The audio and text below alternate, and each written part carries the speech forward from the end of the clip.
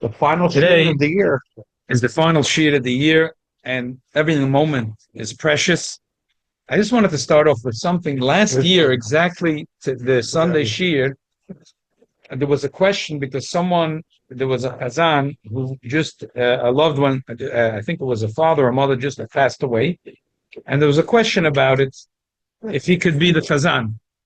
And this year I saw a beautiful story in Yerushalayim, the Yeshuv HaYashan, today considered the main figure, was Rabbi Yosef Chaim Sonnenfeld.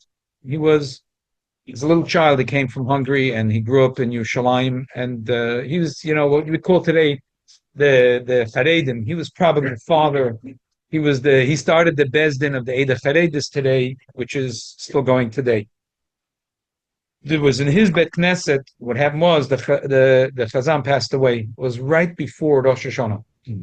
So the people said that we need to find a replacement, even though the Chazan, his son, had a very sweet voice, but it's a whole question. So they had a new Chazan, but they have to ask Rabbi Yosef Chaim.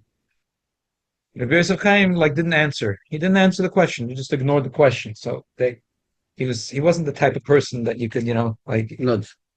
He didn't answer. He didn't answer. It comes Rosh Hashanah. Okay, in the morning they had the regular morning, but the Chazan is from Musaf. Right before Tkiyas, he walks over to the son of the deceased and he says, "Walk over."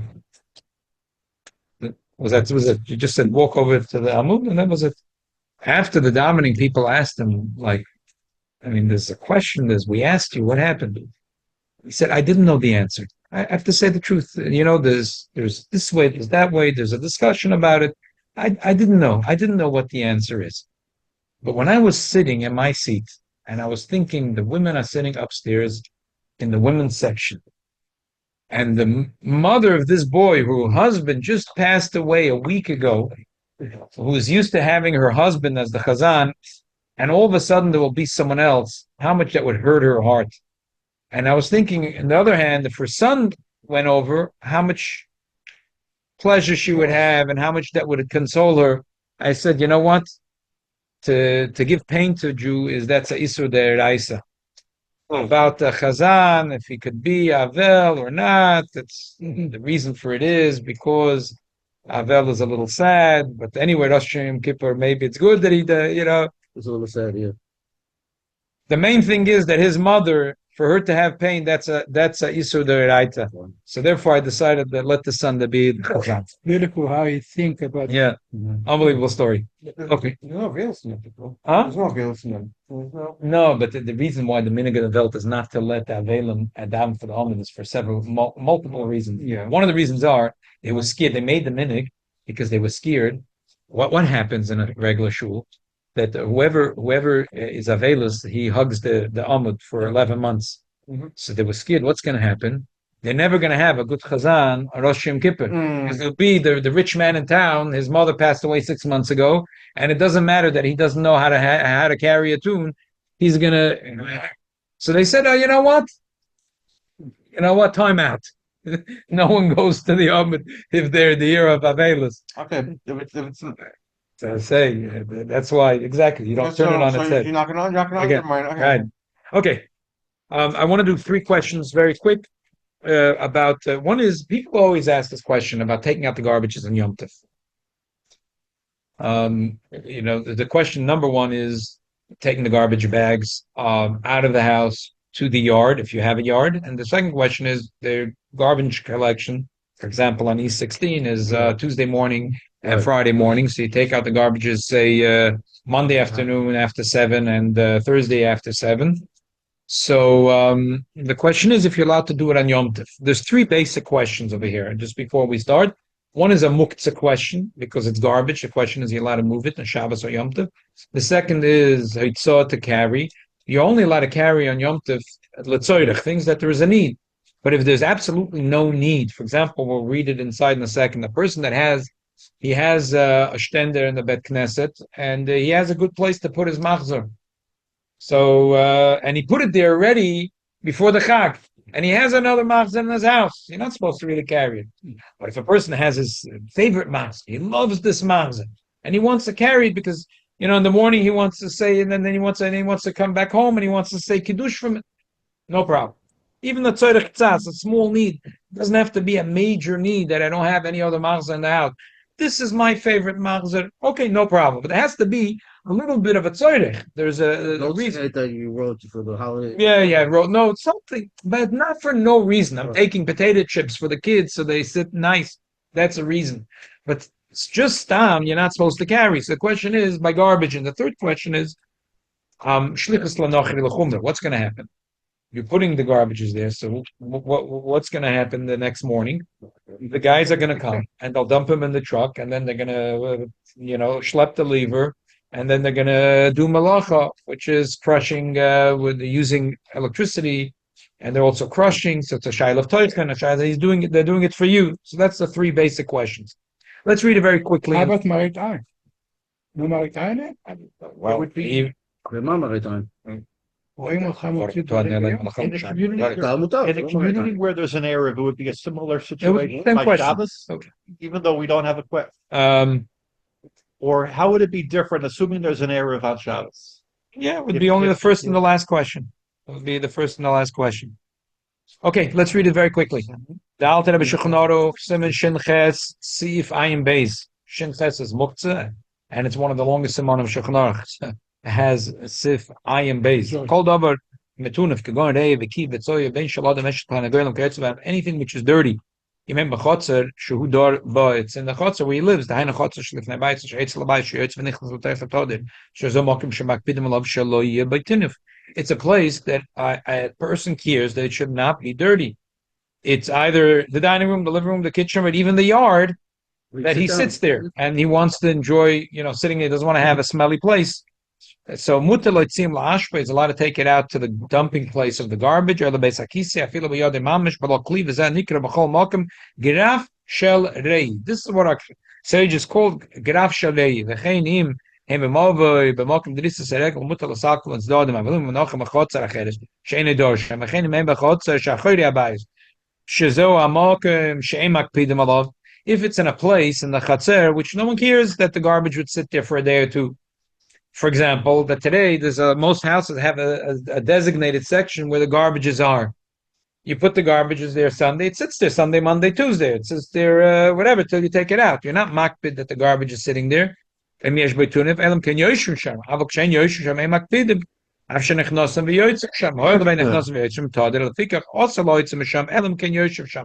it's forbidden to take it away unless he decided to put the picnic table there and it's bothering him.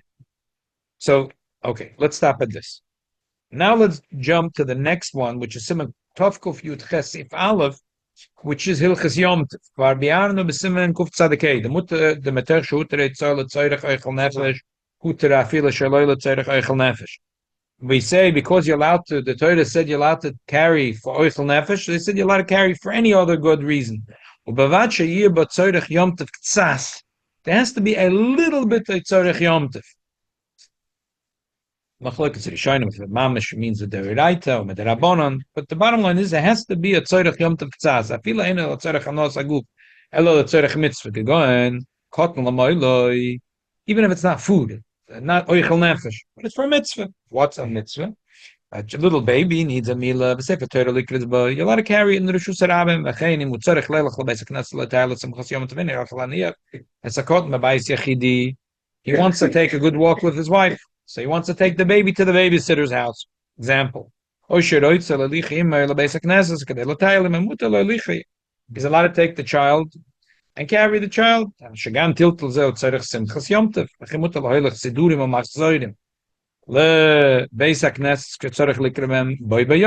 allowed to carry the machzor on Rosh Hashanah.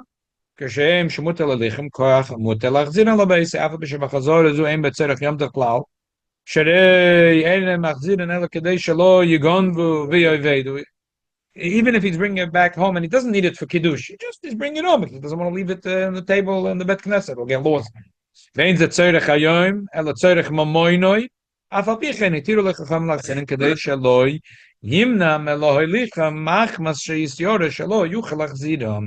Chazal made the threshold very low. They said, "Oh, if you're going to tell the person he can't bring it home, You take it out. he won't take it out. Oh, so that's going to disturb Simchat YomTov. You're allowed to take it back home." If the person carried it to shul before YomTov, also lachzir on the base of YomTov. Shebishvil zeh lo yimnam lichem sham koydem YomTov. Shari efshir lo lachzirim koydem YomTov. Vein tzorich loim mash also lo yitzil shusram lachar b'shdav she'ein b'tzorich YomTov klal. Kigom afteach shel tevotze shem oisem menuchim b'toich. He has a box with money, a safe deposit box, and he has a key. It's always in his pocket. That there's no tzorich YomTov over here. Oy shemenichim b'toich shodorim she'ein tzorich lo b'bayom. Avalim menachim b'toich oichlon u'mashkim atzorich lo b'bayom b'godem v'tachritim. If in the safe deposit box he has his wife's jewelry, his wife needs the jewelry today. Okay, if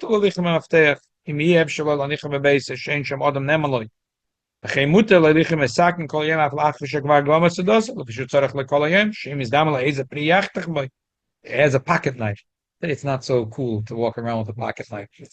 There was a time that it was very cool. Maybe when you were a kid, to have a pocket knife. The twist. Yeah. It was very cool to have one in the pocket. Okay, that's needed for protection, though. If you do a lo shalei tzarich l'saka malich zuka and shalach l'betzak nas also lichim. So, bottom line, number one, on Shabbos and YomTov, there's garbage. If it's smelly, if it's uncomfortable, you're allowed to take it because it's called graf sharei. Number two, graf sharei is the thing that Chazal said is a thing that bothers you. It's tzoya and it smells, and you're allowed to take it out of the room, even though really it's muktzah. There's nothing to do with it. But Chazal said, because of kavod abrius, we allow you to move this muktzah. Yard to the. Oh, that's what I want to discuss now. I'm looking at a lot of contemporary poskim who said that they think you're allowed to take it out to the yard. But I have to tell you who they are. What if I'm sitting in the yard? And that's they said you're allowed to take it out to the curb. Take it out to the curb. But who is saying it? Harav Osner, Harav Kanievsky, Harav Karelitz. Why am I telling you who's saying it? Because they live in Bnei Brak. And there's no garbage collection. Ah. Garbage collection. Is there garbage collection in Israel altogether? I don't know, but not in Bnei Brak on Shabbos. And not in Bnei Brak on YomTov. So there's still And they say it. And another thing with Bnei Brak, most of the apartments that I know in Bnei Brak, it's not like the houses that we have here that you have sometimes in the side of the house. Like now, you're required legally to have those things the lids with the lids, and if you didn't buy one yet, you're probably going to get a ticket. So it's a little different. So therefore, we could say they said they're kula because number one, there's no garbage collection. Number two, there's nowhere else to put it. They said it on a general level. I don't know. So now let's analyze. The Lashon would make a difference. I would say like this. Once if you put the obviously allowed to take it out of your kitchen, the dining room, living room, you put it in those cans. Once it's in those cans, to move it afterward is really a big shaila if you're allowed to move it because it's not bothering you, it's not smelling, it's not mosquitoes, there's flies, so if you say it's bothering you, it could be a tzorech tzas. Could be a tzorech tzas. There could be a tzorech tzas. We're very nervous these days with rats in New York. There's a huge problem. So if you're gonna, even if it's a little bit open, they could climb in. It's a real. I thought it was a joke. The rat thing. It's not a joke. I see them now here in Brooklyn on E16. The other day I was going back home. I was like, I'm a chutzaf. It was about to run towards my house, and I'm looking at it. It's looking at me, and it's like a big one. Yeah, they're huge. Yeah. My house, many of them. And so it's a serious problem. I always thought, they say New York is full of rats. A joke. That's not a joke. They're here. They're in Brooklyn. The thing is because they come through the sewage system, and they come out, and that means so the New York is saying that the only way we could work on it is together. We have to have those lids closed. So our sages say loy achbar ganav chura ganav. The ganav is not the rat; it's the hole that allows him to get in. So I would say there is a tzorech. So, and muktzah also, you could say it's already a graf shareya again because it's bothering you. You could also say today, a lot of times we put things in the garbage, things that are not real garbage, that are really a cat and a dog could eat. So it's not mamash muktzah because it's really the only shaila that would be left is if you're giving the shlichut to the goy to take the garbages for you. What do you mean? That since you put it out on the Oh, curb, and the truck and sanitation is now going to do malacha to take it away. I don't care when he picks it up. Huh? I don't care when he picks it Oh, up. so there's a lot of things you can say. First of all, he's not working for me. He's working for me. He does it for his job. He does it for his job. Or do you pay him money for him? I would say one more extra thing. If you have a goy working for you, sometimes Jewish homes, YomTov, it's a lot. Yeah, housekeeping. You have a housekeeping, at least have the goy do it. Because the goy does it anyways, part of their job. And if they didn't do it today, they would have to do it another day. So I think if you have a goy working in your house and they're taking it out as part of the job, then I would say I would be more comfortable to say that it's not a problem. So as I said, the only thing that I see, the little problem is if you're taking it out, then maybe there's a shlichus to the goy. If you don't tell the goy, I know you don't tell she knows herself, the girl. That I say is not a problem. No, that's her job. Yeah, that's her job. So that's her job. It's her job. A sub issue. Some say that tying up the bag with a tie, the tie thing, where it's make it one thing. So make it one thing. Don't make it double. That's a real issue. Yes, don't make it double. Just make one. Don't make it. Okay, don't make it. That's it. Okay. Next question. Quick share about Yeah. the sheriff something about the, is there any issue walking around? For example, Rishon very often. I'm walking around going from place to place, going to shul, coming from shul, even B'chal, walking around. I walk Pomegranate. Yeah, and what are you taking with you? If I have sheriffs. What? Oh, maybe you're gonna catch a Jew with a shofar. Oh, sure. Maybe last week we said about this Chacham Shimon Drezi. Yeah. It was going on a bicycle all over Baghdad to Rosh Hashanah to be able to blow shofar for as many Jews as he could. So I You mean, got a lot of Jews. That's pretty good. so the shayla is that we'll walk around with sheriffs and people's knowledge. No, that's not. That's a tzorech because you might have someone that. It's all right, sir. I'm walking between Flatbush and Crown Heights, and every step that I've taken. You know what? You don't know. 4 years ago, Yeah. I went. I was already shkia almost, and I was thinking, I'm walking with a shofar. It doesn't even look right. I'm walking with a shofar in my hand, and I went to Tema Hershkowitz. She's a woman that lives in the Schuster Daven. It's in your building, Tema Hershkowitz, right? I walk with my daughter every Shabbat. Go visit her. Unbelievable Sing mitzvah. for her. Unbelievable. 102, 103. Unbelievable. So we were walking back, and there was a frum family, and they were sitting, and they have a son who has a certain physical hagbalot, and they said, "Oh wow, our son didn't hear shofar. Could you please blow shofar?" Oh. Could you imagine? And it was mamish a minute before shkia. Wow. Right now, this guy got Thursday. He went on our campaign, and he put in one of the nicest things that came in yet. So you don't know. Okay. There's a beautiful booklet that comes in from the Crown Heights Bezdin, Rabbi Broin, about. It's very, very nice. If you want to ever download it, you could look. It's whatever. It's asktherab.com, or you could download it from whatever. I'll show you soon. But daytoDayGuide.com.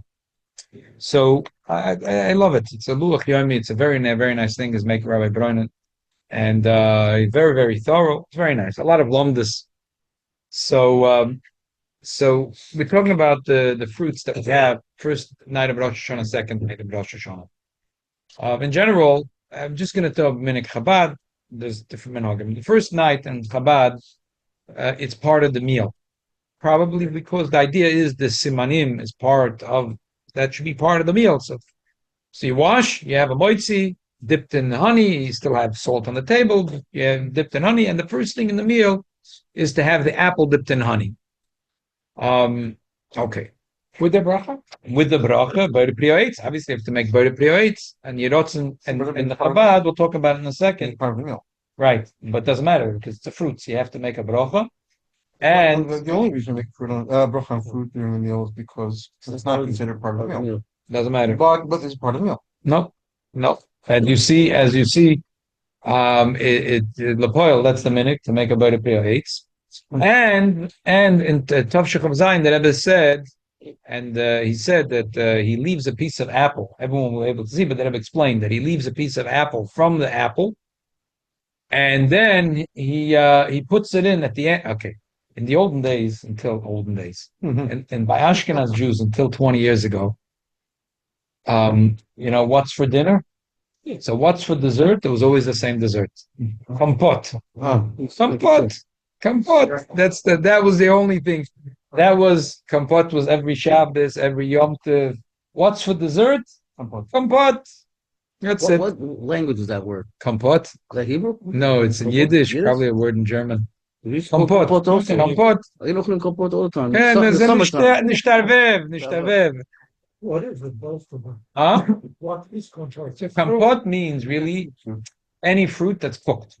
And then it's chilled, Yeah. and then it's called kompot. Delicious. Now, I learned the secret of how to make kompot because there was an old man, he was a survivor. He used to eat for us almost every Shabbos in the Bronx.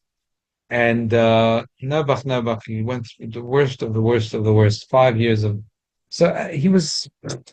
So one day he decided that my wife doesn't know how to make kompot. So he's going to come to our house and make kompot. Now, unfortunately, he passed away with a few $100,000 in his bank that he yashed to his kids. But he walked around in rags and he would take things from the garbages. Mamish would take things from the garbages. So my wife was so uncomfortable. Like, she's this fleas on his clothing. There's like almost cockroaches all over him. Like, but he wouldn't ask a question. He'd knock on the door. My wife would come. If she opened it a crack, he would walk in. He wouldn't say hello. He wouldn't say anything. He would walk into the kitchen and start making his kompot. So, listen, we negotiated a truce. This is the deal. His name was Yankel. No, it wasn't Yankel. Forget his name. I have to ask my wife. He would come, and then he would have to go like this. My wife would put a ton of soap. So it'd take him a long time till he got all the soap off his hands. And then he would make his kompot. These fruits he never bought. These fruits he got from garbages from outside the fruit stores.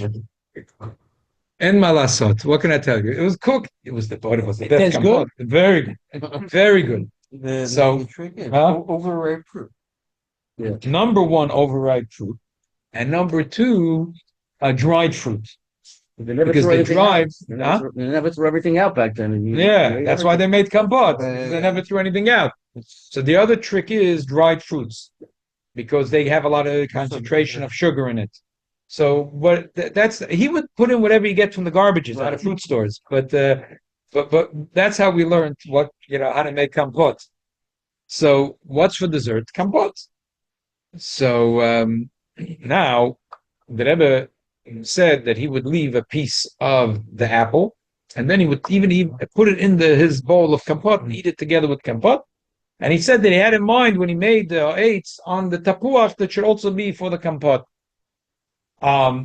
It seems also that the Rebbe also had in mind when he made the eights for the rimon, even though seemingly the rimon is more chashuv than the tapuach, but the din of din kedima is only when it's for you. But if for you the apple is more chashuv than the rimon, you're allowed to do the apple first. And since al pi Kabbalah, there's a special remez with tapuach, and the Jews are connected to tapuchim and tapuach bedvash or something. And so for us tonight, it's more chashuv. That has a din kedima, but they had it in mind. The pella to me is this: in the year Tov Lamed, which was the last year that Rebbe had the meal, the Rebbe used to have it by mother-in-law's house upstairs in 770, second floor. And there were no pomegranates on the table the first night. And the first night is you're supposed to have for simanim. The Rebbe said there's no pomegranates. So the Rebbe gave someone the key to his room downstairs. He said, I have rimonim in my office. It's funny how the Rebbe ended up having Ramonim in his office, just like Someone maybe gave it to him. yeah, okay, and you don't know the Halakha Lubavitch, so you're saying that. I guess not. Yeah. Anyway, he gave some of the keys. They brought up the Ramonim and they put it on the table, and then they started. And the Rebbe, I think, mentioned then that if someone didn't yet have Ramonim that year, so when the Shechion of the Kiddush, they should have in mind also the Ramonim, because there's no point of saying Shechion twice. It's just it's a brach shenetzricha. Why say if you so have in mind by Kiddush that the Shechion is also for the Ramonim. That would work at least for the men. And the women don't make Shechionu because they already made Shechionu in the candle lighting, and they didn't know about the Ramonim. So for a woman, if a woman had the Rimon, and even though today, right now, it's almost irrelevant what I'm talking about, Rimonim are around all over the place, all over the time. So, okay, let's get to what's relevant now. If she made kavana when she lit candle. For the Rimon, it would be good. So he writes over here like this. He writes like this. B'shas birchat ha'etz latapuch yechaven lifter rimon. Very good. Im lo yitkaven lifter rimon. So he says, if it's ala shulchan, no problem. If it was not on the shulchan, and he didn't have in mind to eat it, then he has to again make a bracha, eitz, on the rimon. It's better for No, because you did because you made an eitz and it wasn't on the table. Right. You didn't have in mind. I have to write him an email. I don't understand. It happened to be, we learned about it. We're learning right now. We have the Birchas Ananim Shiur that we do before Mincha on Shabbos. And this year we're doing Pedic testing, said the Birchas Ananim. So we all, whoever has been joining the Shiur, know that there is 3 simple rules: apples to apples, apples to oranges, and then wine to cheese, apples to apples. L'chatchili should always have kavona to have because it's a machloikis. L'chatchili is supposed to have kavona. But if you didn't have kavana, so what's the din? So if it's apples to apples, even if you finish the first apple, you don't make a bracha, eitz on the second apple. The reason, okay. And if it's apples to oranges, but it's the same bracha, so then it has to be a piece of the original apple still left on the table, which is what the Rebbe did with the apple and the kapot.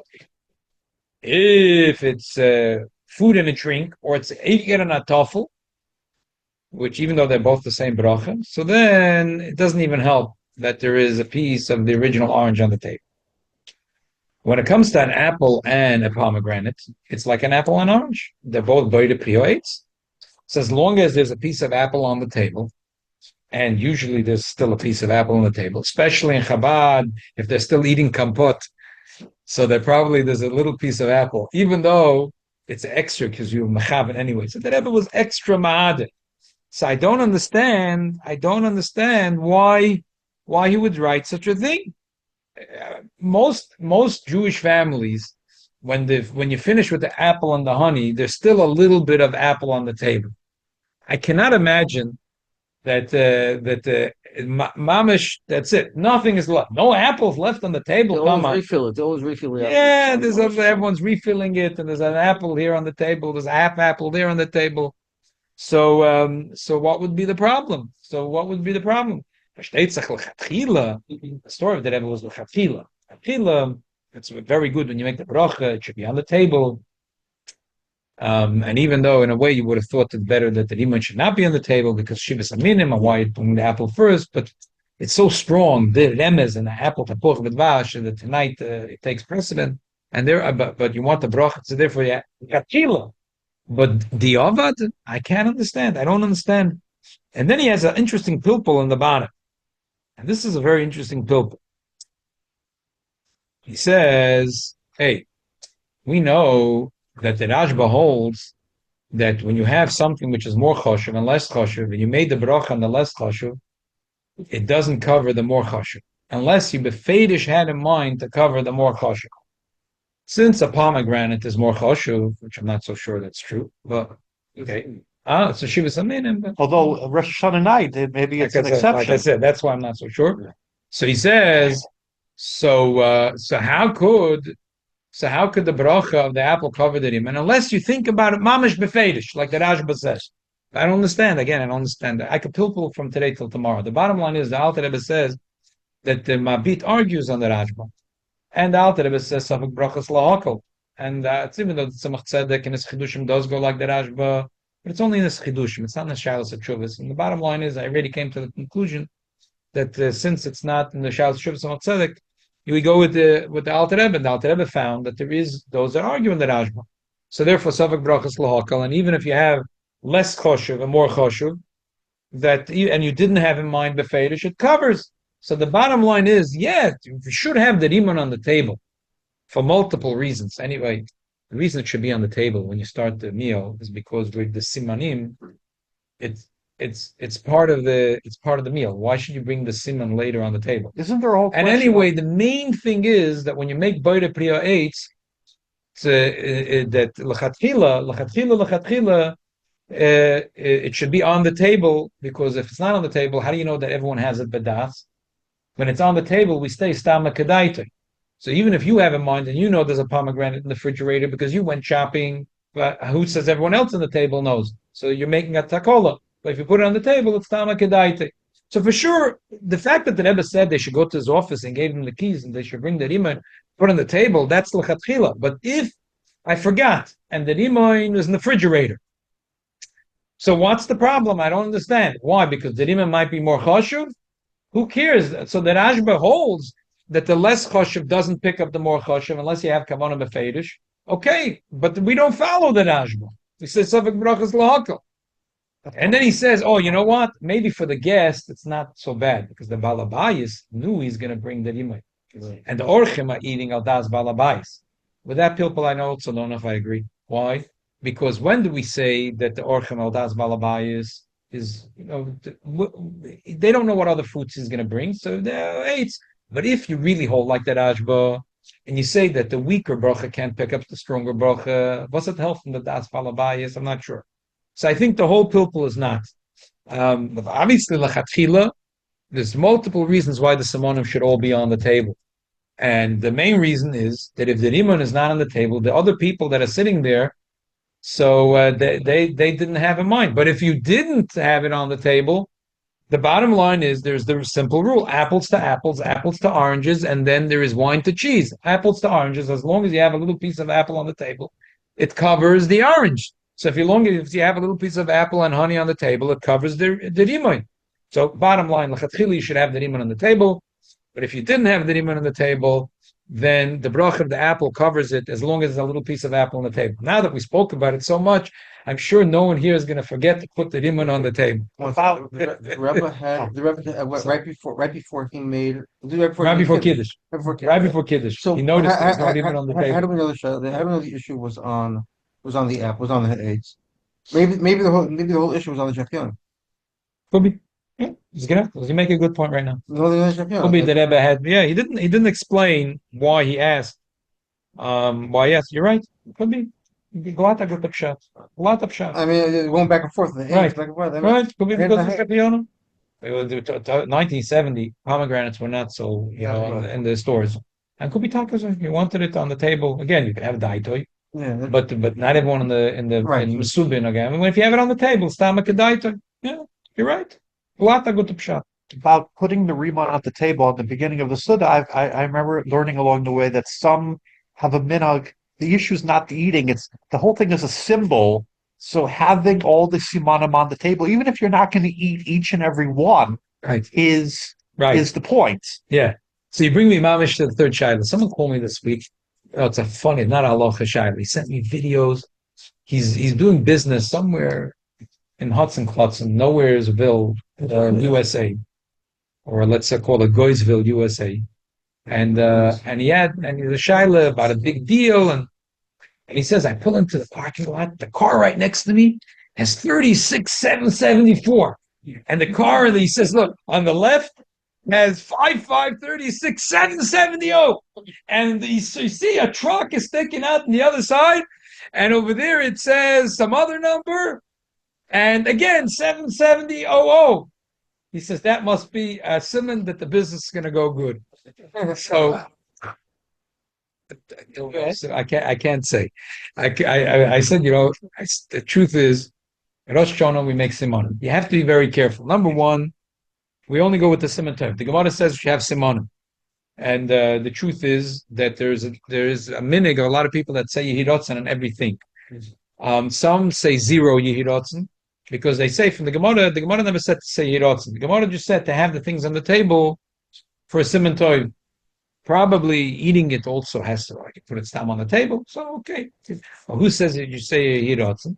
So here Rabbi Bray found a beautiful thing. The Meiri in Hodius Daf Yud Beis says that the reason we say a Yehirotzen, it shouldn't be, number one, he says it's a siman lo'er levavel an hoget toiva ukedei sheloi lekoshel lasas derech nachash tiknu loim advarim ha'oirim l'tshuva. Very nice. That we shouldn't think that we're doing hocus pocus. There is a nachash. Nachash is that a person says, "Hoyel v'nafal piti miyodi asake eina matzlichim hayoim." Because the bread fell out of my hand, that's it. I'm not doing business today because I know it's a siman that today is going to be a bad day. It's also for a Jew to make such simanim. So, however, the Rambam says if a person says to a child, "Psoikli psukechem peirik Yud-Alef Chodesh," and the child says a nice pasuk like by Mordechai Tzaddik with the three children that said Utzo Eitzel Esufar Davar Davar for the Yokim. So and then Mordechai was Samach Simcha Gedoyla, and he said it's a good simon. So that's not a problem because Mordechai didn't not do or do something because of the psukim. He just was happy that he took it as a message from heaven that Altiro Mepata Pisam. Don't worry. Haman is going to have a defeat, and he did. So same thing over here. This simonim that we do on Rosh Hashanah, it's not like we're doing or not doing. We're doing it siman tov. So if a person saw 770 and 36 and 55, and he's anyway doing the business, but it's l'siman tov, so it's not a problem. The Rebbe said that the minchas loser, and I did a search and I couldn't find in any swap besides in Lekut Zichas. The Rebbe said, not Lekut Zichas Kodesh, but the Rebbe said that the Menchas Loder had a minig, that if he when he went somewhere by train, he would read, before he went into the car, he would read the number on the train. And when he got into the car, he would darshan if it's a siman toy from that number. Whatever the number was. The Rebbe said because that was the idea of the Baal Shem Tov, that everything a Yid sees and hears is to take a lesson of Avodas Hashem. What's the number of the new shul? The address on 950 East 17th So Street. 950 represents the gematria of. I will give you the job. No, someone should find out to tell us. You have the homework next Sunday morning. I don't know. Oh, 39. Rabbi, remember? Oh, You remember okay. E17 is Toiv. years ago I gave you a number Toiv of in Mizrah. Chicago. Yeah, he likes numbers. 770. When he go Aliyah, 770. Somebody raise it, 1400, 770. Everything. 2,770. He gave you 770, I think. I don't know if that came through. I hope. Okay. So, yeah, he's a nice guy, but Very nice. Mark the slide. huh? The slide 14, 950, 14, slide right, 37. There you go. Ah. Hey, that's why you're at the end of the table. No, come on, give the cheshbon again. Slide 14, 7. Okay. 7. Okay. 7. There you go. Yashkov. Okay. So we have a siman toy. I just okay. David Shalaf, and we should have the Simonim toy. I just want one more thing before we finish. A beautiful thing that this guy found in a sefer that I want to share. That sefer Zechira Eretz Segula brings from Yehuda Chotz and Rabbi Gon of Shir Yagon. That a person that's machav when they say the beginning of Adon Olam Hashem he's guaranteed that Rabbi Yehuda Chotz says Ani Orav Losh Tfilosa Nishmas Ve'in Sota Mekatrig Al Tfilosoi Ve'in Lo Sota Nupega Rabbi Rosh Hashanah Ve'oivav Neiflim Lafonov. And if a person couldn't do it every day, at least on Rosh Hashanah Yom Kippur they should have special kavona and Adon Olam. Okay, so David shall help him. We should have Taki the kavona. Yeah. And it makes sense. If we have Kavan and Adon Olam, So then that's Some it. shuls only sing it after Ma'ariv on Yom HaNorayim. I Yeah. don't know. Yeah. They never say it otherwise. Huh? No, So they- after Ma'ariv, Yeah. some shuls at least. Yeah. Yeah. No. Okay. No. So you just said the truth. I Have think they kavana. should.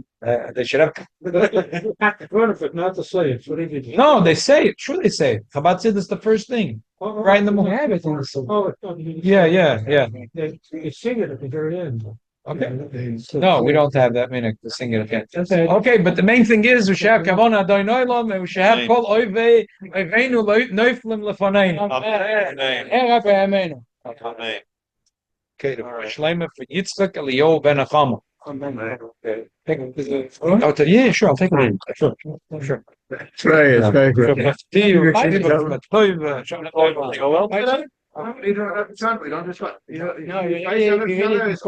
Today's not gonna work. But We had a do. So, How many watch? How many watch? 6, 7. Okay. Eloquent. Okay. I'm a sign. That's the Mama Chole.